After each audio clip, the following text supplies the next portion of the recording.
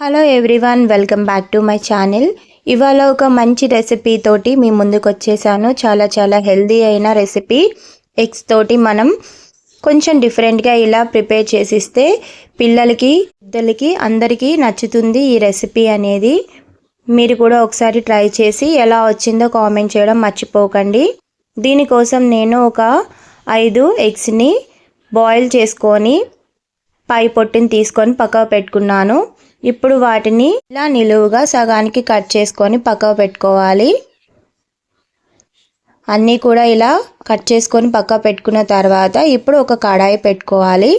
ఈ కడాయిలోకి కొంచెం ఆవాలు, కొంచెం జీలకర్ర, అలానే కొంచెం పచ్చిశనగపప్పు, మీకు నచ్చితే కొంచెం మినపప్పు కూడా వేసుకొని అవి చిటపటలాడే వరకు ఫ్రై చేసుకొని ఒక 4-5 ఆనియన్స్ని ఇలా కట్ చేసుకొని వేసుకొని బాగా ఫ్రై చేసుకోవాలి. ఆనియన్స్ అనేవి ఎక్కువగా ఉంటే మీకు గ్రేవీ అనేది కొంచెం ఎక్కువ వస్తుంది. ఒకవేళ మీకు గ్రేవీ తక్కువ కావాలి అనుకుంటే ఆనియన్స్ తక్కువ వేసుకోండి. కానీ గ్రేవీ అనేది ఎక్కువగా ఉంటేనే కర్రీ చాలా బాగుంటుంది. తర్వాత కొంచెం పసుపు వేసుకొని కొంచెం ఆనియన్స్ మగ్గిన తర్వాత ఒక స్పూను అల్లం వెల్లుల్లి పేస్ట్ కూడా వేసుకొని బాగా కలుపుకోవాలి. తర్వాత మీకు రుచికి సరిపడా కారాన్ని అలానే ఉప్పుని కూడా వేసుకొని కొంచెం ధనియా పౌడర్ని కూడా వేసుకొని అంతా కూడా బాగా కలుపుకోవాలి. చూసారు కదా, ఆనియన్స్ అనేవి ఇలా ఫ్రై అవ్వాలి. అప్పుడే మీకు గ్రేవీ అనేది బాగా వస్తుంది. తర్వాత ఒక నిమ్మకాయ సైజు చింతపండు తీసుకొని దాన్ని నానబెట్టుకొని ఉంచుకోవాలి. అది బాగా నానిన తర్వాత ఆ చింతపండు రసాన్ని కూడా యాడ్ చేసుకొని తగినన్ని నీళ్లు కూడా యాడ్ చేసుకొని బాగా ఉడకనివ్వాలి. మనం ఎన్నైతే వాటర్ పోస్తామో ఆ వాటర్ అనేది సగం వచ్చే వరకు బాగా బాయిల్ అవ్వాలి. చూసారు కదా, ఇవి చిక్కబడింది కదా. ఇప్పుడు మనం ఎగ్స్ని యాడ్ చేసుకుందాము. మీరు ముందుగానే ఎగ్స్ని యాడ్ చేసుకున్నారంటే ఎల్లో అండ్ వైట్ సపరేట్ అయ్యే ఛాన్సెస్ ఉంటాయి. అప్పుడు మనకు కావాల్సిన టెక్స్చర్ అలానే టేస్ట్ అనేది రాదు. కొంచెం చిక్కబడిన తర్వాత వేసుకోండి.